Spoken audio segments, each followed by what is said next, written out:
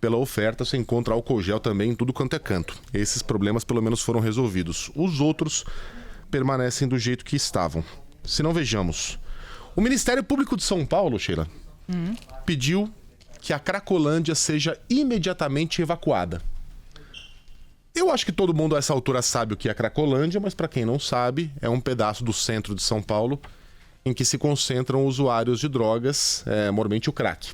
E a bem da verdade, todas as capitais acabaram tendo suas próprias cracolândias, maiores ou menores, né? Toda cidade tem ali um cantinho onde há esse consumo livre de drogas. Todo mundo sabe, todo mundo vê, mas continua existindo, né? Exato, mas a Cracolândia de São Paulo é a maior de todas, até pelo tamanho de São Paulo. Fica ali na região da Luz, perto da Sala São Paulo, perto...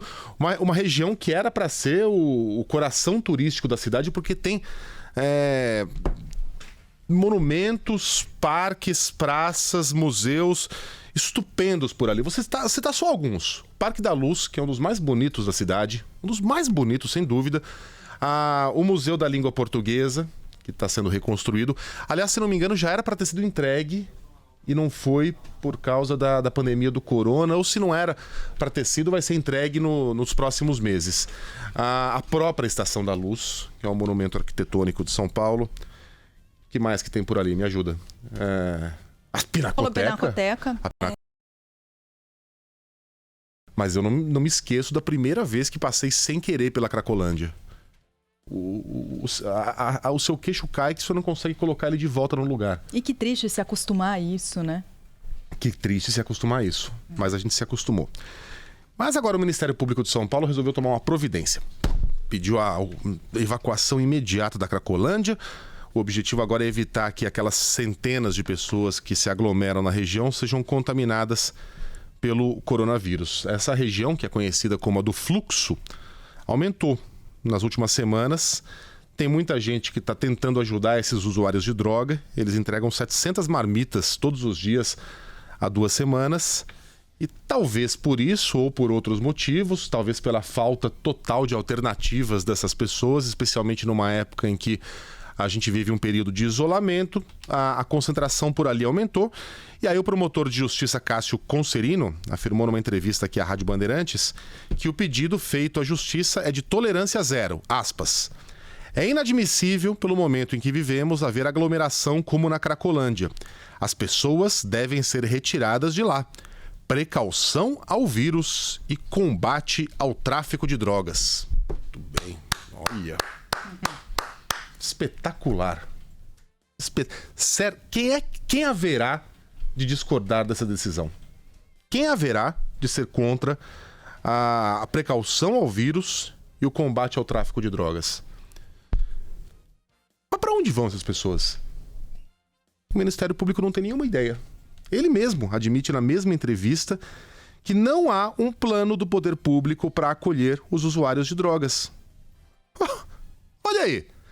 E muitos que já foram despejados daquela região, que estavam morando em prédios ocupados, foram parar onde? Nas favelas da periferia de São Paulo.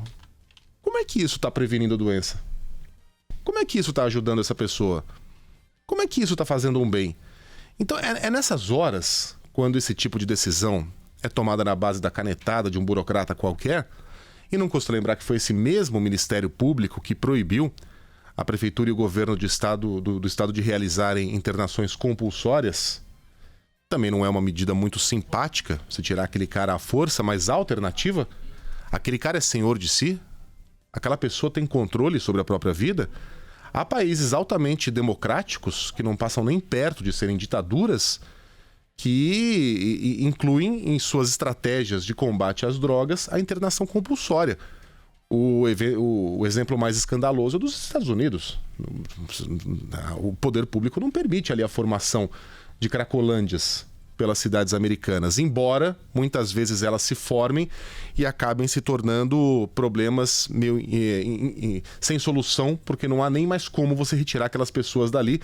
Isso está acontecendo principalmente na Califórnia, que tem um modelo mais, digamos, liberal no trato à questão das drogas. Há cracolândias que se formaram em Los Angeles, em São Francisco. O problema ali não é o crack, é a metanfetamina e outras drogas sintéticas. mas o visual daquelas regiões é parecido. Então o Ministério Público, quando alguém tentou alguma solução para aquela região, disse que não pode, é inconstitucional. E agora vem com essa ideia de que o poder público tem que se virar para tirar aquelas pessoas dali e colocá-las onde? Porque segundo a determinação do próprio MP, internação compulsória não pode, e mesmo se pudesse, nesse momento nós não teríamos a estrutura para receber esses usuários de drogas todos. Então fica claro o quanto esse país é uma gambiarra ingovernável e que no primeiro momento de crise a gente vai ficar sem ter para onde correr. Como literalmente não tem para onde correr aqueles usuários todos de drogas. O que o Ministério Público sugere? Que a gente jogue esse povo todo num buraco? E tape com terra para adiantar o processo da morte? Que coloque, que despeje essas pessoas em favelas de São Paulo para contaminar os trabalhadores que moram em favelas de São Paulo. O que o Ministério Público sugere? Não sugere nada. Sugere, façam, se virem aí e depois me avisem quando essa nossa determinação for cumprida. Tem cabimento, Sheila? Nenhum.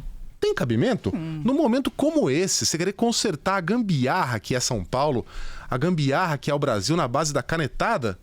Ora, sinto muito, obrigado pelas boas intenções, mas agora é tarde demais.